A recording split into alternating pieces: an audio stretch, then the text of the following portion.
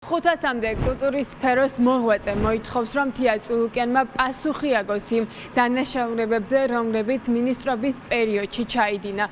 კულტურის სფეროში დასაქმებული ადამიანები ამბობენ, რომ თია წულუკიანის პასუხისმგებლობის ქვეშ არის გელათის სამონასტრო ტაძრის შიგნით არსებული დაზიანებები და შეუქცევადი პროცესები, ჯვრის მონასტრის განადგურება, გრემის ქოროღოს დანგრევა, ასევე ოროსმანსა და ცუცხვაში შეჩერებული არქეოლოგიური სამუშაოები და არაერთი ჩვენი ქვეყნის ისტორიული და კულტურული ძეგლის განადგურება და უყურადღებობით გამოწვეული ზიანი. გარდა ამისა, ხელოვანები ამბობენ, რომ თია წულუკიანის სახელს უკავშირდება ის რეპრესიული ტალღა, რომელსაც ჩვენი ქვეყნის პროფესიონალი კადრები შეეწირა სწორედ იმის გამო, რომ ისინი აპროტესტებდნენ მინისტრის პოლიტიკას, რის გამოც პეტიციაში ნათქვამი არის, რომ ზიანდება არა მარტო ქვეყნის შიგნით კულტურული მემკვიდრეობის ძეგლები, არამედ ქვეყნის გარეთაც საქართველოს იმიჯ გამოუსწორებელი ზიანი ადგება.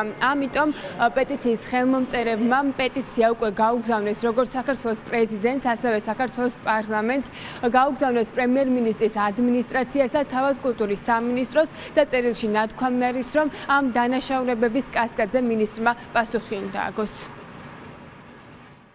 ეს პეტიცია მიზნად ისახავს საზოგადოებას და ასევე სხვადასხვა ასე ვთქვათ სახელმწიფო უწყებებს აცნობს ჩვენი პოზიცია, რომ აი ეს 430 ადამიანი მიიჩნევს, რომ ქაბატონი თია წულუკიანმა დააზიანა ძალიან ბევრი რამე, გელათის კედლის მხატვრობის დაზიანება პირდაპირ მისი პასუხისმგებლობა, ასობით ადამიანი გაუშვა სამსახურიდან მან და კანონდარღვევით ამას სასამართლოები აჩვენებენ 15 სასამართლო პროცესი წაგებული აქვს კულტურის სამინისტროს და კიდე სხვა მრავალი პრობლემა. გელათის, ჩვენი საკათედრო ტაძრის ძიმე მდგომარეობაში ჩაგდება სხვადასხვა ინსტიტუციებიდან მეცნიერები თავს იტეხენ, როგორ გამოიყვანონ ტაძარი ამ მდგომარეობიდან. ყოველდღიურად ხდება 900 წლის და 800 წლის და ასე შემდეგ ფრესკების ჩამოშლა. ჯვრის მონასტრის მდგომარეობა ჩადის წყალი და არ კეთდება ამ ესე იგი რეაბილიტაცია. საშინელება მოხდა, როდესაც ქოროღოს კოშკი დაანგრიეს. დოლოჭობის ბაზილიკა, უძველესი ქართული ბაზილიკა და უდიდესი ესე იგი წყლის ქვეშ არის.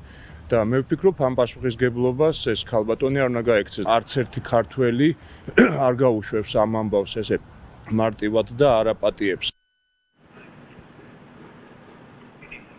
თია წულუკიანის წინააღმდეგ სასამართლოში არაერთი სარჩელი არის უკვე შეტანილი და მათ შორის არაერთ ადამიანს, რომლებიც უკანონოდ გაათავისუფლეს კულტურის სამინისტროს მიერ დაქვემდებარებული უწყებებიდან, პროცესები მინისტრის წინააღმდეგ აქვს მოგებული. თუმცა ამ სფეროში დასაქმებული ადამიანები ფიქრობენ, რომ ეს საკმარისი არ არის და ახლა მინისტრმა პოლიტიკური პასუხისმგებლობაც უნდა აიღოს.